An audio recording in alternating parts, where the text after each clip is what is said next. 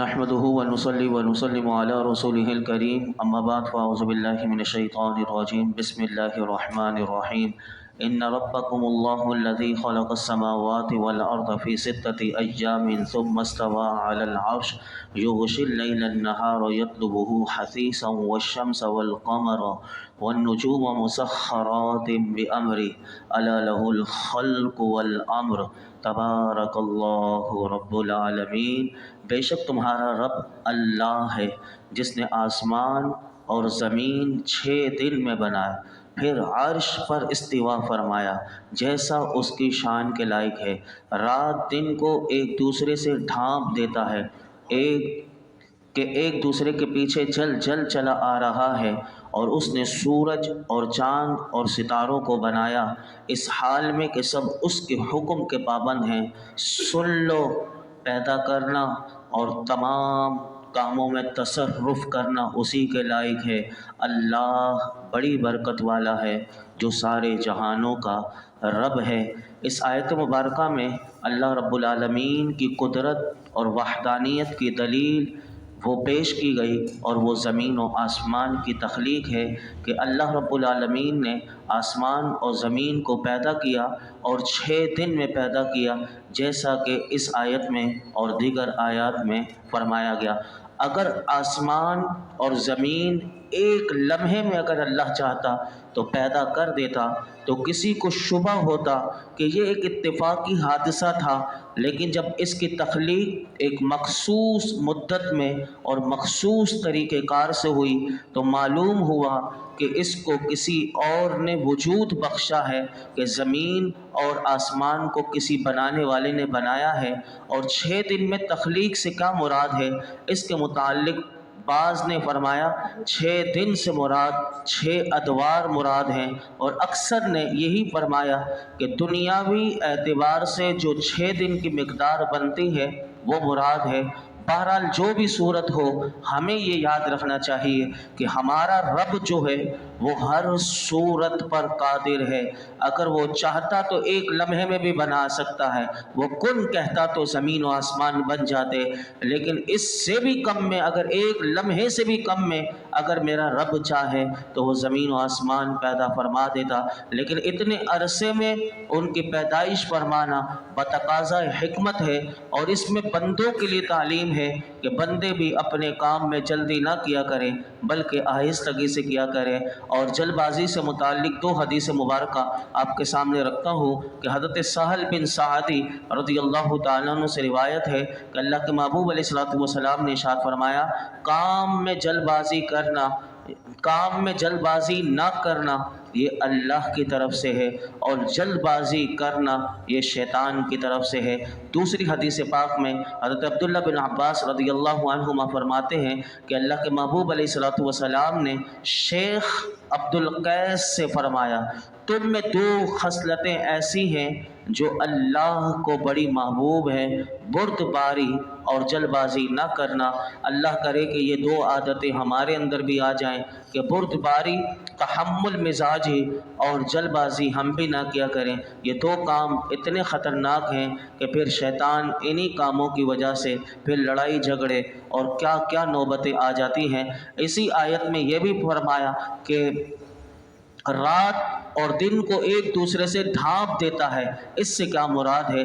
رات اور ایک دوسرے کو، اس سے علماء فرماتے ہیں رات اور دن ایک دوسرے کو ڈھانپ لیتے ہیں، یہاں ڈھانپنے سے مراد زائل کرنا ہے، یعنی رات کا اندھیرا دن کی روشنی کو اور پھر آئندہ دن کی روشنی رات کے اندھیرے کو دور کر دیتی ہے، اور رات دن میں سے ہر ایک دوسرے کے پیچھے جل چلا آ رہا ہے، اور دن رات کا ایسا اللہ رب العالمین نے یہ سلسلہ قائم فرمایا ہے کہ آج تک جب سے اللہ نے یہ چاند اور سورج کا ایک نظام بنایا دن رات کا، تو ہم دیکھتے ہیں کہ کبھی بھی یہ سلسلے میں کبھی رکاوٹ نہیں آئی، اور چاند، سورج اور ستاروں کو میرے رب نے ایسا بنایا کہ کبھی وہ خراب نہیں ہوئے اور نہ کبھی ان میں کوئی تبدیلی ہوئی، لیکن میرا رب چاہے تو پھر اس میں تبدیلی ہوگی اور قیامت سے پہلے ہوگی کہ سورج کا کام مشرق سے نکلنا ہے، لیکن جب قرب قیامت ہوگا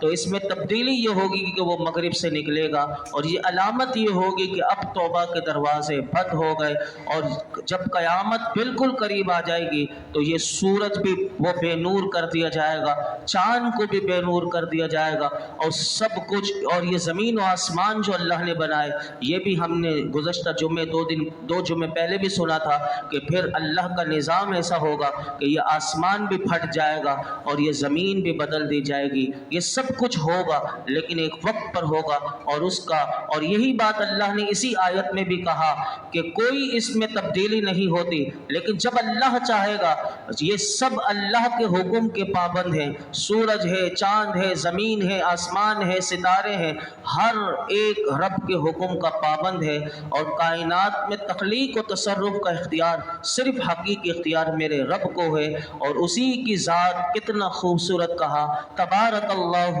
رب العالمین، کہ اس کی ذات ہی خیر و برکت والی ہے، اسی کا فیضان جاری و ساری ہے، اور سب برکتیں، عنایتیں، رحمتیں میرے رب کی طرف سے ہیں۔ اگر کسی کو چاہیے تو وہ مانگے، اس سے مانگے، وہ برکتیں بھی دے گا، وہ رحمتیں بھی دے گا، اور وہ عنایتیں بھی کرے گا۔ اب اگلی آیت میں وہی بات بتائی گئی کہ اس سے مانگو، کیسے مانگنا ہے؟ سنیے، میرے رب نے ہمیں مانگنے کا طریقہ سکھایا کہ جس کی عنایتیں تمہیں چاہیے تو اس نے کہا ادعوا ربکم تضرعا وخفیہ انہ لا يحب المعتدین، اپنے رب سے گر گراتے اور آہستہ آواز سے دعا کرو، بے شک وہ حد سے بڑھنے والے کو پسند نہیں فرماتا۔ یہاں دعا کا بتایا گیا، علماء کہتے ہیں دعا کہتے کسے ہیں؟ دعا کہتے ہیں اللہ سے خیر طلب کرنے کو کہتے ہیں، اور یہ یاد رکھنا چاہیے کہ دعا عبادت میں داخل ہے، کیونکہ دعا کرنے والا اپنے آپ کو عاجز اور محتاج اور اپنے پروردگار کو حقیقی قادر حاجت روا اعتقاد کرتا ہے۔ اسی لیے میرے آقا نے حدیث پاک میں فرمایا الدعاء مخ العبادہ، دعا عبادت کا مغز ہے۔ آج یہی چیزوں سے ہم دور ہو رہے ہیں، عبادت کر لیتے ہیں لیکن دعا مانگنے کی ہمارے پاس توفیق نہیں ہوتی۔ اکثر نمازیوں میں سے بھی ایسے ہوتے ہیں جیسے سلام پھیرتے ہیں فوراً بھاگتے ہیں۔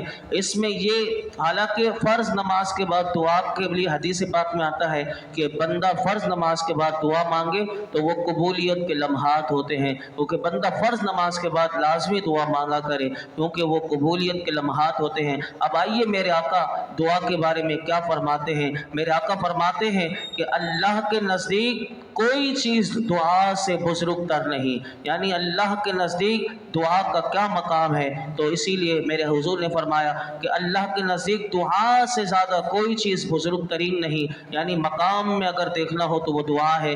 دوسری حدیث پاک میں حضور فرماتے ہیں کہ جس شخص کے لیے دعا کا دروازہ کھول دیا گیا، یعنی یہ بھی اللہ کی طرف سے ملتا ہے، یعنی بندہ دعا مانگے، میرے آقا فرماتے ہیں جس شخص کے لیے دعا کا دروازہ کھول دیا گیا، یعنی وہ ہر وقت اللہ سے دعائیں مانگتا رہتا ہے، میرے آقا فرماتے ہیں اس کے لیے رحمت کا دروازہ کھول دیا گیا۔ اور فرمایا اللہ سے کیے جانے والے سوالوں میں سے پسندیدہ سوال عافیت کا ہے، جو مصیبتیں نازل ہو چکی، جو نازل نہیں ہوئی، ان سب میں دعا سے نفع ہوتا ہے۔ یعنی حضور بتا رہے ہیں مصیبت آئی نہیں، تم نے دعا کر لی، تمہیں نفع ملے گا، مصیبت نازل ہو گئی، تم دعا کرو گے تمہاری مصیبت دور ہو جائے گی۔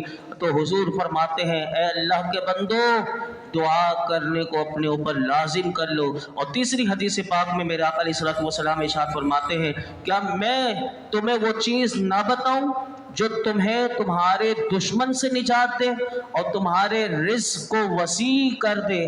تو حضور فرماتے ہیں رات دن اللہ سے دعا مانگتے رہو، تمہارا رزق بھی وسیع ہو جائے گا، تمہیں تمہارے دشمن سے بھی نجات مل جائے گی، اور دعا مومن کا ہتھیار ہے۔ دعا مانگنے میں اپنا ہی فائدہ ہے۔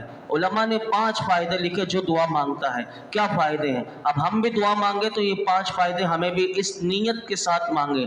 سنیے، نمبر 1، دعا مانگنے والا इबादत गुजारों के ग्रोह में शामिल हो जाता है, क्योंकि दुआ इबादत है।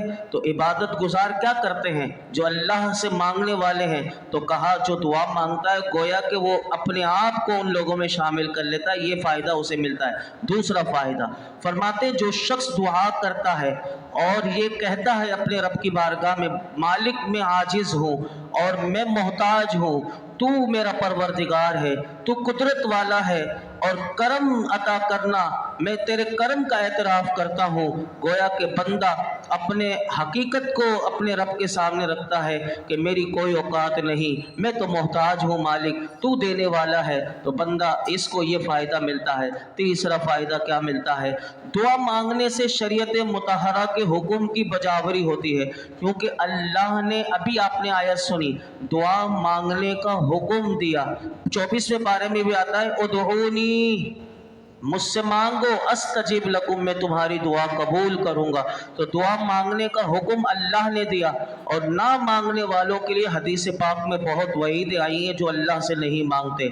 चौथा फ़ायदा क्या होता है? सुन्नत की पैरवी होगी कि नबी करीम सल्लल्लाहु अलैहि वसल्लम दुआ मांगा करते थे। हुजूर की अरबी में दुआएं देखें, कितनी दुआएं हमें मिलती हैं। कई दुआएं मैं आपके सामने रख चुका हूँ, और भी आगे आएंगी बहुत सारी दुआएं।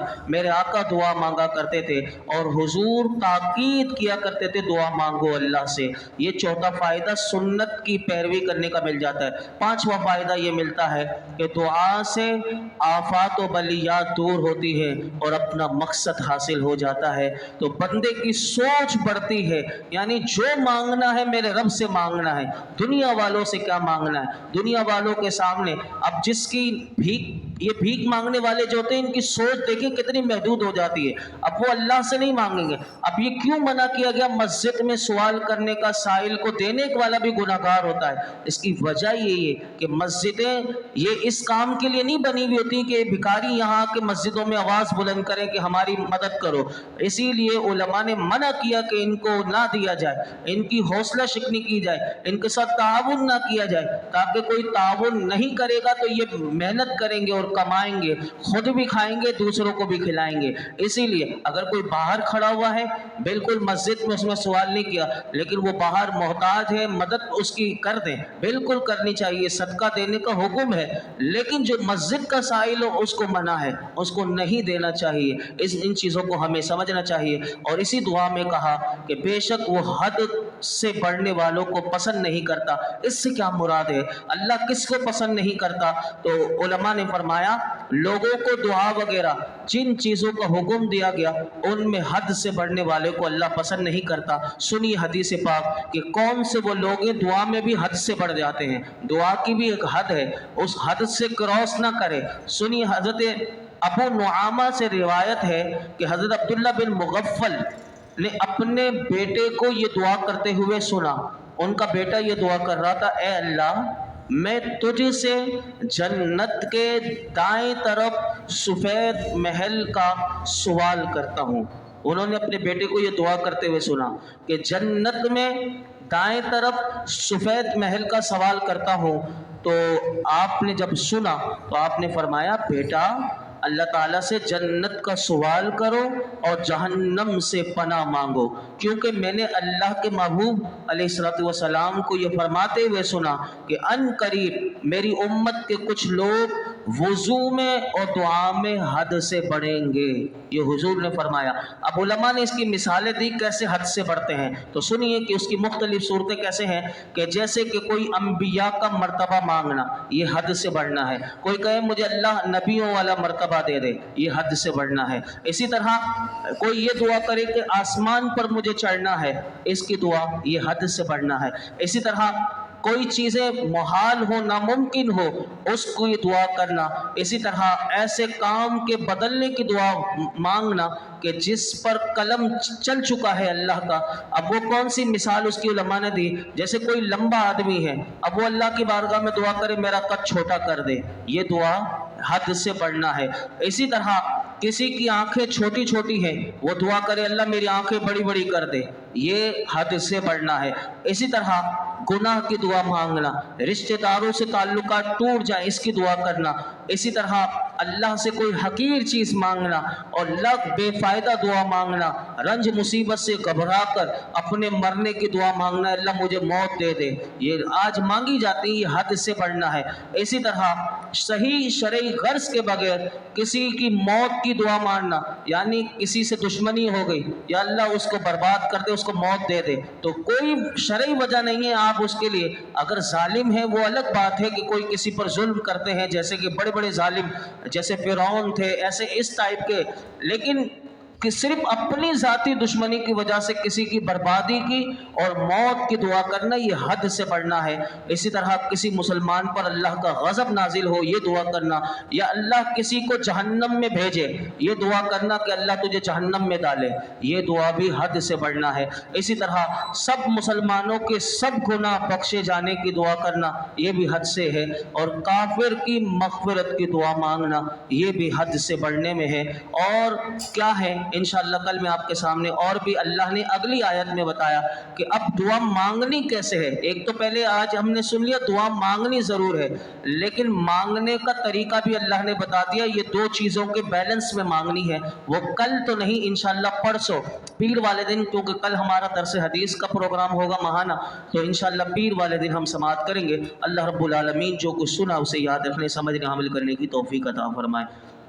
الحمدللہ رب العالمین والصلاة والسلام علی سید الانبیاء والمرسلین وعلی آلہ واصحابہ اجمعین۔ یا رب بالمصطفیٰ بلغ مقاصدنا واغفر لنا ما مضى یا واسع الکرم۔ اللہ پاک جو کچھ ہم نے سنایا اس میں کوئی غلطی کوتاہی ہو معاف فرما، اپنی بارگاہ میں قبول فرما۔ اے اللہ ہمیں دعا کے آداب عطا فرما، دعا کی روح عطا فرما، عبادتوں کی روح عطا فرما، قرآن کی روح عطا فرما۔ اے رب کریم ہمیں اخلاص عطا فرما، یقین کی دولت عطا فرما، صبر شکر کی دولت عطا فرما۔ اے اللہ ہمیں مانگنے والا بنا دے، تیری بارگاہ میں ہر وقت مانگنے والا بنا دے۔ اللہ ہم تجھ سے تیرے فضل کو، تیری رحمت کا، تیرے کرم کا سوال کرتے ہیں۔ اللہ ہم سب پر، ہمارے گھر والوں پر، میرے آقا کی امت پر اپنا فضل و کرم، اپنی رحمت نازل فرما۔ ہم سے جو غلطیاں کوتاہیاں ماضی میں جتنی ہو گئی، اللہ سارے ہمارے گناہ معاف کر دے، اللہ ہماری خطائیں معاف کر دے، ہماری بے حساب مغفرت فرما، ہمارے والدین کی مغفرت فرما، میرے آقا کی تمام امت کی مغفرت فرما۔ اس درس قرآن میں یہ جتنے حاضرین موجود ہیں ان سب کی خالی جھولیوں کو، دامنوں کو مرادوں سے بھر دے۔ وصلی اللہ